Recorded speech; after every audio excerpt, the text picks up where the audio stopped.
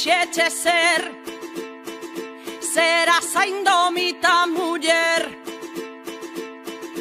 serás no ar un puño arder,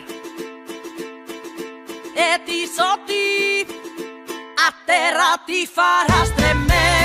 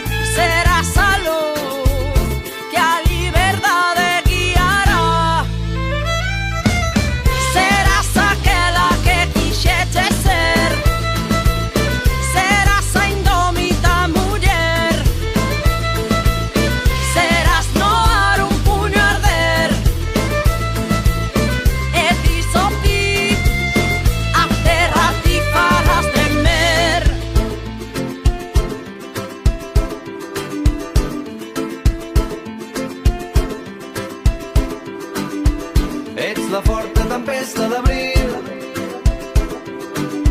un oasi amargo os teus enemics. O Día Internacional das Mulleres naceu cun carácter eminente obreiro e, a pesar de que pasou a ser unha xornada de reivindicación de dereitos en todos os ámbitos, en ningún deles podemos dicir que estea plenamente alcanzado. Avanzar na equiparación entre homens e mulleres. A igualdade real chegará cando todos e todas sexamos conscientes de que é un dereito.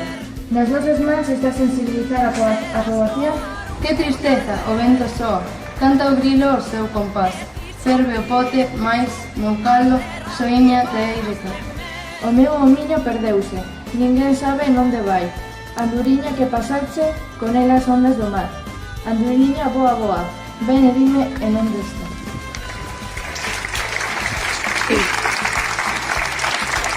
Discriminaciones ou exclusiones. Basta de violencias machistas cotidianas e invisibilizadas. Basta de opresión por nuestras orientaciones e identidades sociales. Basta de discriminación salarial por el hecho de ser mujeres. Serás